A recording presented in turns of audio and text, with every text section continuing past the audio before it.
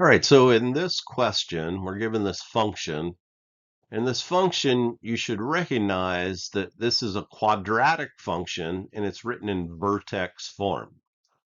And what they're asking us is how does the value 5, so this value here, affect the graph of the function as compared to the parent function x squared?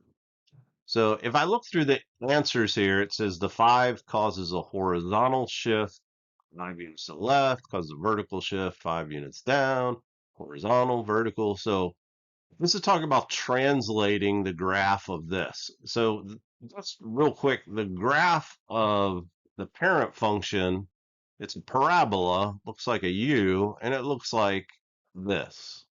All right. Now let's go back to the vertex form. The vertex form, let me write down what it looks like. The vertex form looks like, I'm going to use y instead of f of x, but you could use f of x, that's fine. It's a times x minus 8, and that's squared plus k. And so what they're asking us here is what does the h do in vertex form? So I'm going to tell you what the h does, and then I'm also going to tell you what the a and the k do in case you get a question about those. But the h, if you have a positive, then a positive h shifts your vertex to the right. A negative h shifts your vertex to the left. Now, this gets really tricky, and I have such a hard time getting my students to not mess this up, for lack of a better word. Since the standard form, vertex form here has a minus here, and you look here, it says -5. So my students want to say, oh, well, the h is a -5. Well, since there's a minus sign there, if the h was a -5, then you would have minus -5, which would really make this plus. So what you have to do, the way I do this is when I'm looking at the h values, I know that the sign of the number, the sign of the h value is the opposite of this. So in this case, the h value is positive. So the h is +5. Positive h means it's going to shift it to the right 5 units. So that's a horizontal shift. Vertical shift would be this way. So the answer is C. The 5 causes a horizontal shift to the vertex 5 units to the right. So that's what this value here does. Now let's look at the k values.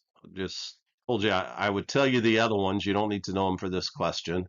But if you have a positive k, then that moves it up vertically. And if you have a negative k, then that moves it down vertically. And since the vertex form is plus k, it doesn't have that same issue with the sign that we did here. So like here, the k value is whatever that symbol is. Here, the h value, remember I said, is the opposite of that. So the k value is a +4. So this function the vertex would be shifted up 4 units. And then the last piece of this is the a, and the a is not quite as straightforward. Well, part of it is. So if you have a positive a value, then that means your parabola is going to open upwards like this. If you have a negative a value, then your parabola is going to open downwards like that.